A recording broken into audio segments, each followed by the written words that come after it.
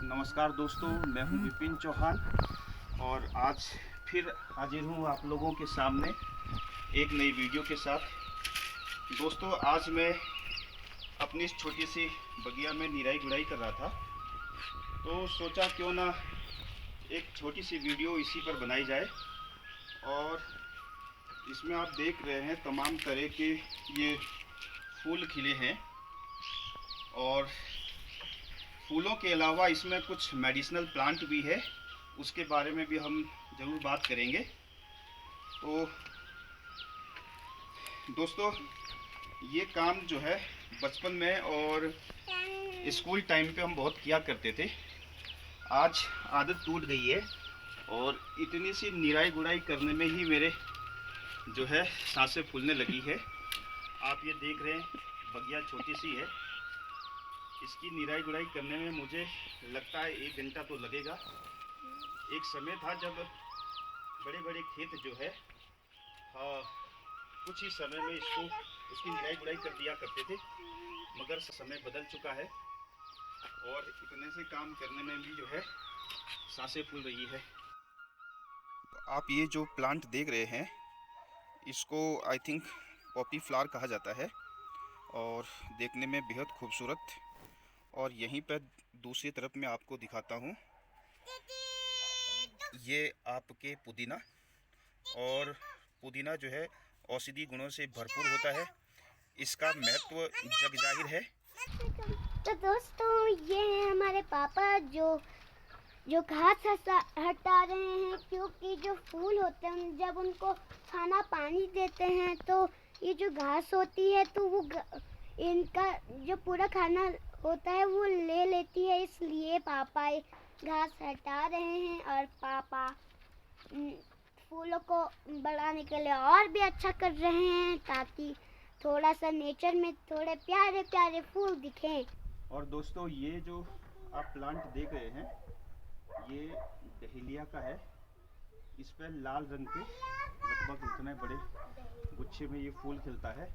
पापा कौन सा? ये वाला डहेलिया का। ये डहेलिया मतलब फ्लावर नेम है, का नाम है ना। तो वो कैसा दिखता है? रेड वाले कलर लास्ट ईयर नहीं देखा था आपने? दोस्तों, आप ये प्लांट देख रहे हैं, काफ़ी बड़ा प्लांट है और इसमें आप ये फूल देख रहे हैं इधर, और हल्का सा ब्लू कलर का है, लेवेंडर कलर। हाँ। तो दोस्तों, ये फूल जो है बेहद ही सुंदर और बहुत ही आकर्षक होते हैं। हाँ, रखो बेटा, उसको रखो अभी, ठीक है। हाँ। इस फूल का नाम इसे कहते हैं हाइड्रेंजिया। और इस फूल की सबसे बड़ी विशेषता ये है कि ये जो मिट्टी की जो पीएच वैल्यू होती है, यानी कि मिट्टी अम्लीय है या क्षारीय है, एसिडिक है या अल्कलाइन है, उस बेसिस पर इस फूल के कलर जो है ना वो भी डिफरेंट होते हैं। अगर जो सॉइल है उसकी पीएच वैल्यू 5.5 से कम है तो इसका कलर जो है ब्लू कलर में, ये ब्लू कलर में दिखता है। Lavender colour. और अगर पीएच वैल्यू 6.5 से ऊपर है तो ये इसका कलर चेंज हो जाता है और ये गुलाबी कलर में जो है ये दिखने लगता है। तो अगर आपको एक ही जगह पर तमाम तरह के फूलों को अलग अलग कलर में उगाना हो तो ज़रूरी है कि जो मिट्टी की जो पीएच वैल्यू है उसको बदल दीजिएगा। और एक छोटे से एरिया में आपको इसी एक ही वैरायटी के अलग अलग कलर्स में आपको फूल देखने को मिलेंगे। इस फूल के लिए ये गमलों में भी आप इसको लगा सकते हैं, बगीचे में भी लगा सकते हैं। और इसके लिए ज़रूरी है 4 या 5 घंटे की अच्छी धूप, सुबह की धूप। और हालांकि दोपहर के बाद जो है इस पर धूप नहीं पड़नी चाहिए, क्योंकि इससे पत्तियां जो है सूख जाती है। दूसरी बात ये है कि नमी वाली जगह पे ये बहुत अच्छी तरह से खिलते हैं। इसका मतलब है कि पानी की इसको बहुत ही ज़्यादा ज़रूरत पड़ती है। दोस्तों, आपको एक और मैं मेडिसिनल प्लांट दिखाता हूँ। ये प्लांट आप देख रहे हैं, ये इसको बिच्छू घास कहा जाता है और गढ़वाल में इसको कंडाली भी बोलते हैं और जौनसार में कुस्का। ये औषधि गुणों से भरपूर होता है और दवाइयों के तौर पर भी इसका इस्तेमाल किया जाता है।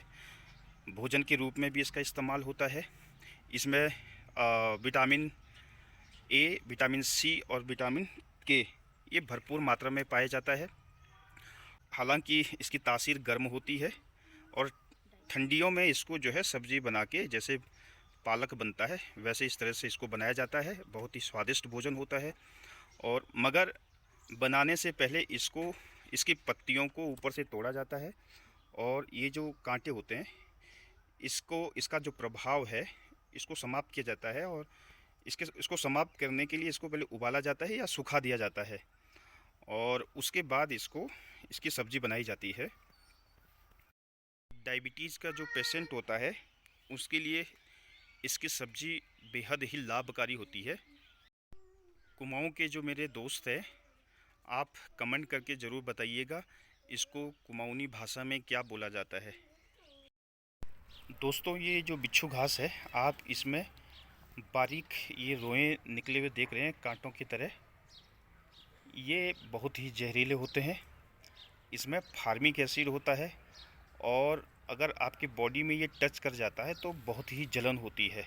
ये जो बिच्छू घास है इसका एक और उपयोग है जो कि आपको प्रदीप्ति बताएगी। दोस्तों, बिच्छू घास का यूज इसलिए करा जाता है जब कोई टेबल नहीं पड़ता और क्या होता है, हम टेबल के लिए हमको सीधे मौत आ जाती है, बोलते हैं नहीं तो मम्मा ले आती सीधे बिच्छू घास और लगाती पीटती है, इसलिए ये इसके लिए भी काम आता है। डाली डाली फूलों की तुझको बुलाए रे मुसाफिर मेरे उत्तराखंड में।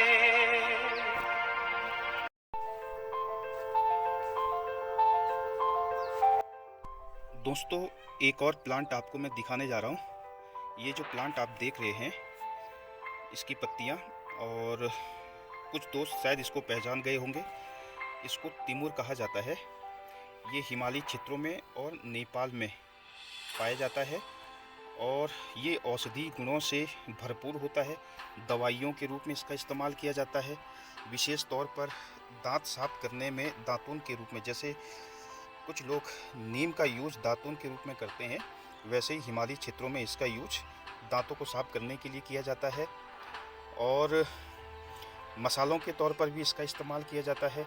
मछली बनाने में इसकी पत्तियां, इसका पेस्ट बनाकर मसाले के रूप में मछलियों के लिए इसका इस्तेमाल किया जाता है। मछलियों को पकड़ने के लिए भी इसका इस्तेमाल किया जाता है। इसमें छोटे छोटे बीज होते हैं और इसकी छाल को निकाल के उसको सुखा के उसका पेस्ट बनाया जाता है। और उत्तराखंड में जो छोटे छोटे गधेरे होते हैं, गाड़ होती है, छोटे से तालाब होते हैं जहाँ पर पानी रुका होता है, उनमें इसका पेस्ट को घोल दिया जाता है। इससे मछलियाँ बेहोश हो जाती है और पानी के ऊपर आने लगती है, लोग इसको पकड़ लेते हैं। साथ ही दांतों के लिए ये बहुत ही लाभदायक है।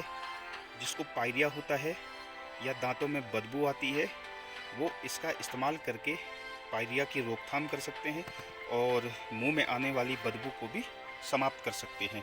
साथ ही साथ दांत इससे बिल्कुल सफ़ेद चमकीले हो जाते हैं। यही कारण है कि इसको मैंने नर्सरी से लिया और यहाँ पे इस पौधे को उगा दिया है। दोस्तों, आपको ये मैं एक और पेड़ दिखा रहा हूँ, हमारे क्वार्टर्स के बाहर ही है।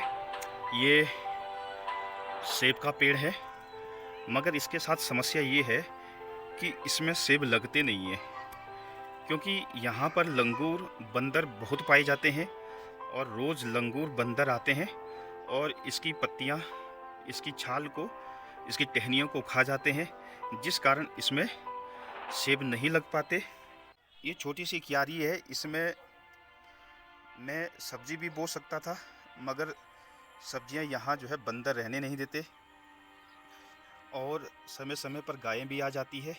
इसलिए कांटों से, लकड़ियों से, टहनियों से जो है इसको बाड़कृत कर रखा है। इसके चारों तरफ बाड़ बना रखी है ताकि इस छोटी सी बगिया को गायों से बचाया जा सके। और इसीलिए इसमें हमने फूल लगाने की कोशिश करी है। तो दोस्तों, कैसी लगी ये वीडियो? कमेंट में ज़रूर बताएं। आपके लाइक्स, आपके कमेंट्स हमें ऊर्जा देते हैं और मोटिवेट करते हैं नई वीडियो बनाने के लिए। तो दोस्तों, हम फिर मिलेंगे एक नई वीडियो के लिए। तब तक के लिए नमस्कार।